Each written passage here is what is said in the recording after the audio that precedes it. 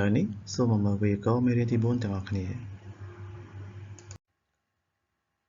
វីដេអូទី1គឺអំពីម៉ោងហើយនិងនាទីដែលម៉ោងយើងហៅថា G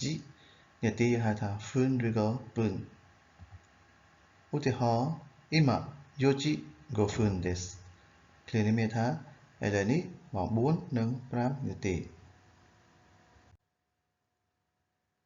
បន្ទាប់ពីមើលវីដេអូទី1ខាងលើរួចសូមធ្វើលំហាត់ A1 ហើយនិង B1 សាកល្បងទាំងអស់គ្នា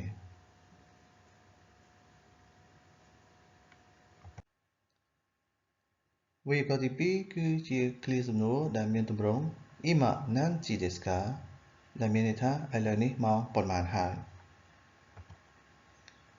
ឧទាហរណ៍សំណួរ今何時ですかចម្លើយ10時10分ですសំណួរខាងលើមានន័យថាឥឡូវនេះម៉ោងប៉ុន្មានហើយចម្លើយគឺម៉ោង10និង10នាទីត្បិតតែសំណួរសួរថាឥឡូវនេះម៉ោងប៉ុន្មានប៉ុន្តែនៅពេលដែលយើងឆ្លើយគឺយើងឆ្លើយទាំងម៉ោងហើយនិងនាទីក៏បានដែរ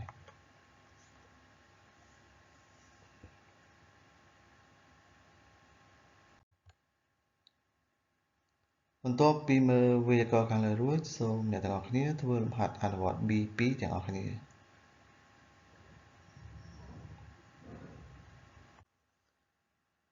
វីដេអូទី3គឺទាក់ទងទៅនឹងពេលវេលានៃម៉ោងថាតើពេលព្រឹកឬក៏ពេលរសៀល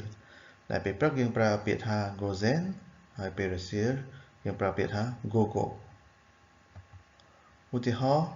パリは今午後5時ですឃ្លានេះមានន័យថាទីក្រុងប៉ារីសឥឡូវនេះគឺរសៀលម៉ោង5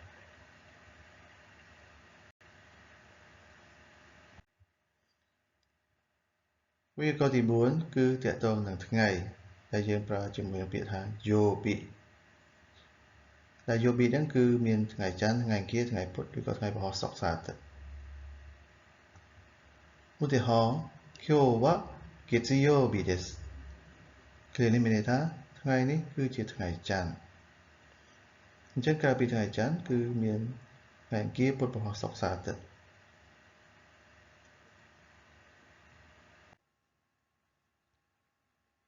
វីដេអូទី5គឺពាក្យតុដែលពាក្យតុមានន័យថានឹងដែលនៅសងខាងពាក្យតុគឺដាច់ខាតត្រូវតែជានាមឧទាហរណ៍休みは土曜日と日曜日です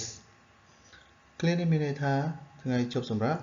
គឺថ្ងៃសៅរ៍ហើយនិងថ្ងៃអាទិត្យអញ្ចឹងនៅសងខាងតុគឺជានាមថ្ងៃសៅរ៍និងថ្ងៃអាទិត្យ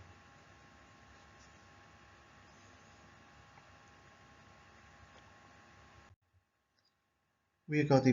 6គឺសួរតាក់ទងទៅនឹងថ្ងៃថាវាជាថ្ងៃអ្វីដែលមានសំណួរ何曜日ですかឧទាហរណ៍明日は何曜日ですか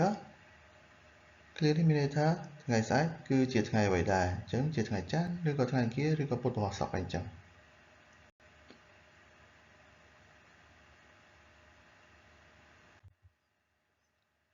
បន្ទាប់ពីមើលវីដេអូខាងលើរួចសូមធ្វើលំហាត់អនុវត្ត A2 ហើយនិង B3 ទាំងអស់គ្នា